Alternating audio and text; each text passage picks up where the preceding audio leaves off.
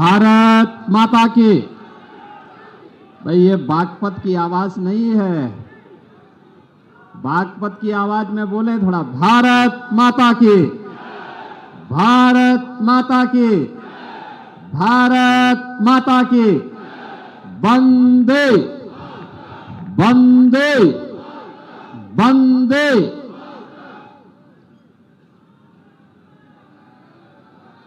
Bharatiya Janata party और राष्ट्रीय लोकदल के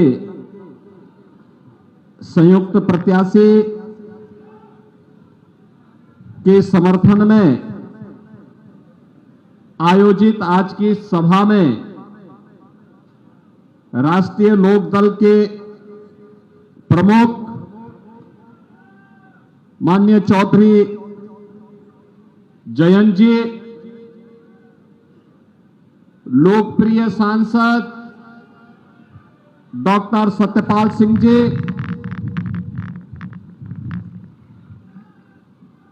भारतीय जनता पार्टी और राष्ट्रीय लोकदल के संयुक्त प्रत्याशी डॉक्टर राजकुमार सांगवान जी, जिलाध्यक्ष भारतीय जनता पार्टी वेदपाल उपाध्याय जी, जिला प्रभारी चंद्रमोहन जी, लोकसभा के प्रभारी डॉक्टर अशोक नागर जी, लोकसभा के संयोजक पूर्व विधायक श्री जितेंद्र सतवाई जी,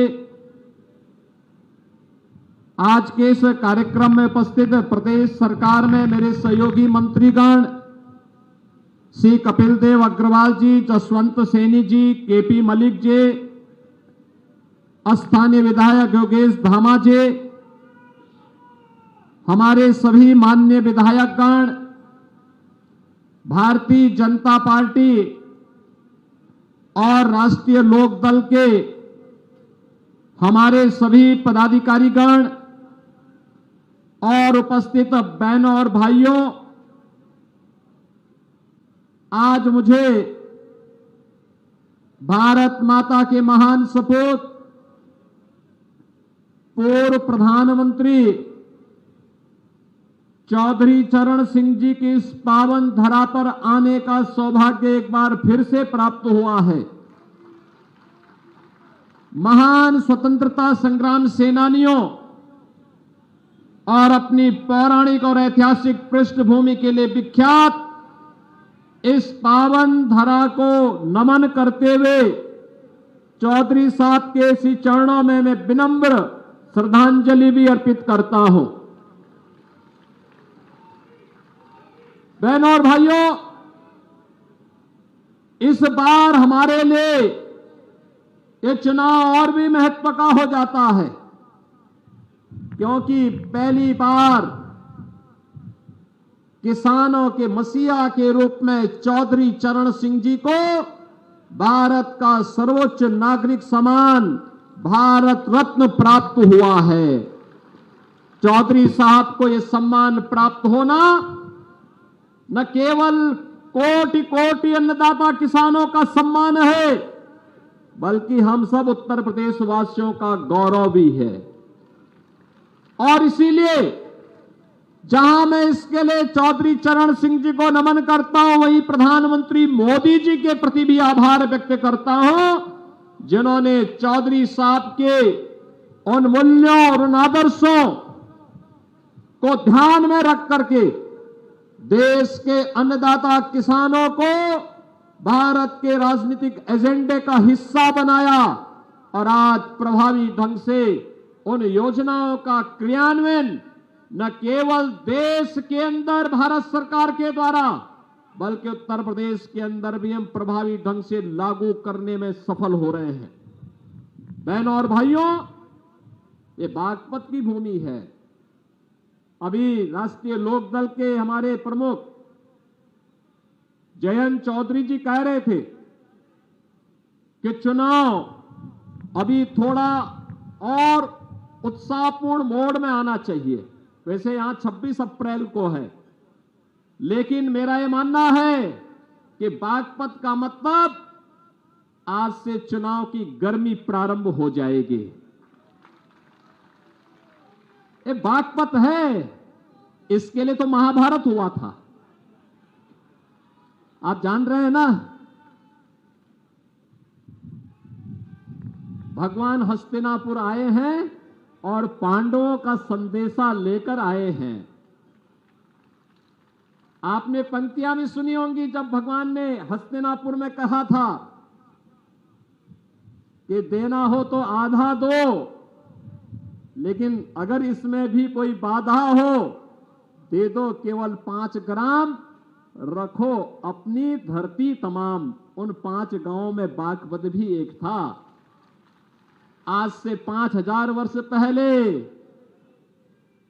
और 5 गांव जिनमें बागपत एक गांव है, आज का जनपद है, प्रगतिशील जनपद है, विकास की मुख्य धारा के साथ जुड़ा हुआ जनपद है। ये वही जनपद है 5000 वर्ष पहले जहां से महाभारत की नींव तैयार होती है। उस समय भगवान को अपनी लीला दिखानी थी और अन्यायी और अत्याचारी ताकतों को उनकी हैसियत भी दिखानी थी, और उसका आधार बना था बागपत। बहनों और भाइयों, दुर्योधन वह भी दे न सका, आशीष समाज की ले न सका, तो स्वाभाविक रूप से वह तो होना ही था।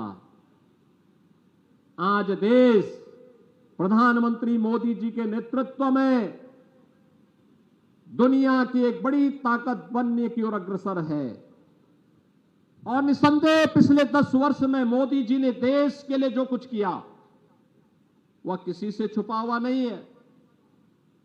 हम लोग जो कुछ भी यहां करने में सफल हुए, यहां के लोकप्रिय सांसद डॉक्टर सतपाल सिंह जी जब यहां पे विकास की बात करने के लिए आए पहली बार, जब मैं मुख्यमंत्री बना तो तुरंत वहां टपक पड़े।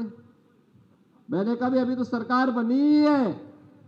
इन्होंने कहा इसीलिए मैं सबसे पहले आया हूं, क्योंकि दिल्ली के सबसे नजदीक रहता हूं, और दिल्ली के सबसे नजदीक रहने के बाद, मुंबई देखने के बाद जब मैं अपने बागपत की तुलना करता हूं तो मुझे लगता है कि मैंने पूरा जीवन महाराष्ट्र में, मुंबई में, नागपुर में, पुणे में व्यतीत तो किया, लेकिन बागपत के लिए कुछ कर नहीं पाया।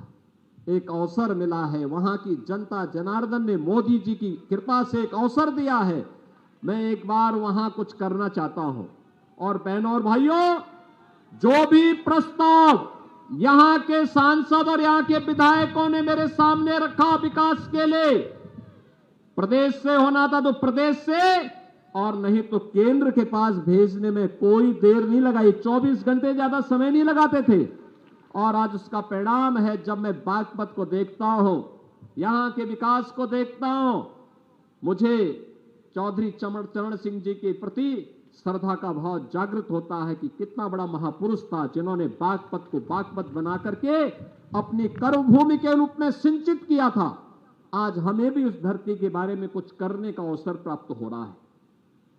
बहनों और भाइयों, विकास की इस प्रक्रिया को आगे बढ़ाने के लिए, आस्था के संगम को आगे बढ़ाने के लिए आज मुझे भी अच्छा लगता है जब बागपत का नौजवान उत्तर प्रदेश सरकार की सरकारी सेवा में स्थान प्राप्त करता है। नहीं तो यहां का नौजवान सड़कों पे दौड़ता रह जाता था, और जब भर्ती की नौबत आती थी उसको छटनी करके बाहर कर दिया जाता था। हमने कहा ये नहीं हो पाएगा। मैं तो देख के बहुत चक था, जब मैं यहां बागपत में आया 18 में, एक ही गांव के 27 नौजवान भर्ती हुए थे। 27 नौजवान पुलिस की, उत्तर प्रदेश पुलिस की भर्ती में। ये चीजें दिखाती है कि जब ईमानदारी से कोई कार्य करो तो उसके परिणाम भी उसी प्रभावी ढंग से हम सबको देखने को मिलेंगे। आज बागपत में इंफ्रास्ट्रक्चर का अपना कार्य है, हाईवे का है, एक से एक बढ़कर के हाईवे बने, एक नहीं, 2 नहीं, 5 हाईवे से बागपत जनपद जुड़ा है। चौधरी चरण सिंह जी की कर्म भूमि की रमाला चीनी मिल एक नए रूप में हम सबको एक नया दर्शन कराता है विकास का। हर घर नल की योजना प्रभावी ढंग से लागू हो रही है। गन्ना किसानों के गन्ना मूल्य का भुगतान, और वहां भी हम लोगों ने तय किया है धीरे धीरे करके लगाम कसने की कार्रवाई जिस स्तर पर हो रही है। बहनों और भाइयों, अब 5 साल और 10 साल इंतजार नहीं करना है, उसी वर्ष। और अब तो 120 में से 105 चीनी मिलों को वहां तक पहुंचा दिए हैं जो 10 दिन नहीं, मात्र 1 सप्ताह के अंदर गन्ना मूल्य का भुगतान कर रहे हैं। बाकी 15 चीनी मिलों की पेंच कसे जा रहे हैं कि हर हाल में इसको 10 दिन के अंदर लेकर के चलिए। बहनों और भाइयों, बिना विकास के हम वर्तमान को और भावी पीढ़ी को उज्जवल भविष्य नहीं दे सकते। और इसके लिए आवश्यक है कि राष्ट्रीय लोक दल का नल हो और भारतीय जनता पार्टी का कमल हो।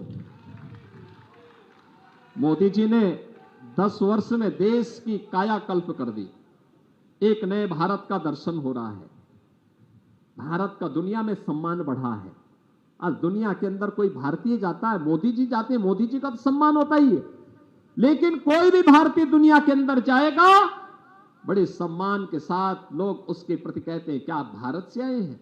अब भारतीयों के प्रति लोगों के मन में सम्मान का भाव बढ़ा है। सीमाएं सुरक्षित हुई हैं, नक्सलवाद समाप्त हुआ है, देश के अंदर आतंकवाद और नक्सलवाद समाप्त हुआ है, अराजकता समाप्त हुई है, गुंडागिर्दी समाप्त हुई है, बहन और बेटी सुरक्षित हुई है, व्यापारी सुरक्षित हुआ है और व्यापार तेजी के साथ आगे बढ़ा है। निवेश का एक नया माहौल बना है और निवेश के इस माहौल को तेजी के साथ आगे बढ़ाने के लिए आज हम सब आपके पास आए हैं कि भारतीय जनता पार्टी और लोक दल ने मिलकर के एक योग्य प्रत्याशी आपके बीच में दिया है, डॉक्टर राजकुमार सांगवान के रूप में। बहनों और भाइयों, मैं धन्यवाद दूंगा जयंत चौधरी जी को। उन्होंने एक सामान्य कार्यकर्ता को, बहनों भाइयों, एक सामान्य कार्यकर्ता को, एक सामान्य व्यक्ति को, क्योंकि जब उनके पास एनओसी की बात आई थी तो उनके पास एनओसी के लिए तो कुछ भी नहीं था, क्योंकि उनके पास पहले से कुछ था ही नहीं। उन्होंने कहा साहब मैं तो ऊपर से नीचे एनओसी ही हूं, यानी नो ऑब्जेक्शन सर्टिफिकेट वो ऊपर से नीचे तक है। और उन्होंने पूरा जीवन उन मूल्यों के लिए जिया था जिन मूल्यों के लिए चौधरी चरण सिंह जी ने अपना जीवन जिया था। और बहनों और भाइयों, आज उसी के लिए मैं आपसे आह्वान करने के लिए आया हूं। पूरे देश के अंदर जो आवाज बनी हुई है, कोई सोचता था कि ये कार्य होंगे, कोई सोचता था, कोई नहीं सोचता था, लेकिन आज जो कार्य हुआ है, और इसीलिए मैं बागपत वासियों से कहूंगा चुनाव की गर्मी पैदा कर दीजिए एक बार फिर से पश्चिमी उत्तर प्रदेश से, और तय कर दीजिए फिर एक बार मोदी सरकार, फिर एक बार मोदी सरकार। और मोदी सरकार के लिए डॉक्टर राजकुमार सांगवान जी को बागपत से भारी बहुमत से जीतने की आवश्यकता है। सहमत हैं? सभी लोग सहमत हैं? सभी लोग सहमत हैं? चुनाव जिता करके भेजेंगे, घर घर जाएंगे। चुनाव के दौरान ये उम्मीद करना कि प्रत्याशी घर घर जाए, कठिन होगा, गांव गांव जाए, ये भी कठिन होगा, क्योंकि 5 बड़ी बड़ी विधानसभाएं हैं और यह 3 जनपदों में फैला हुआ है। मेरठ भी है, हापुड़ भी है और बागपत भी है। तो 3 जनपदों में फैला हुआ लोकसभा है, तो इसलिए प्रत्याशी घर घर नहीं जा पाएगा।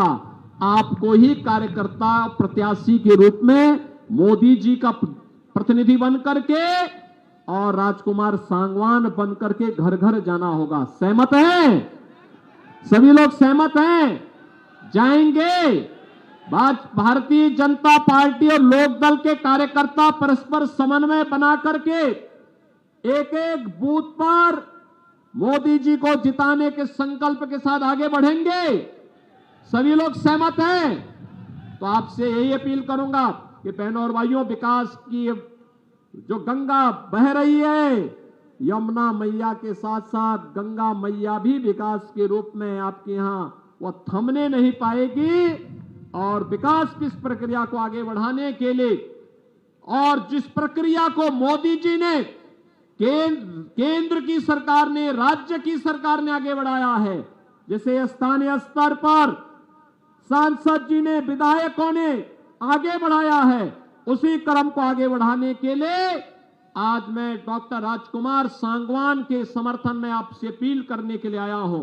और आप सबसे मेरी अपील होगी, डॉक्टर राजकुमार सांगवान जी को नल पे भारी बहुमत से विजयी बनाने के लिए हम सब प्राणपण से जुटे।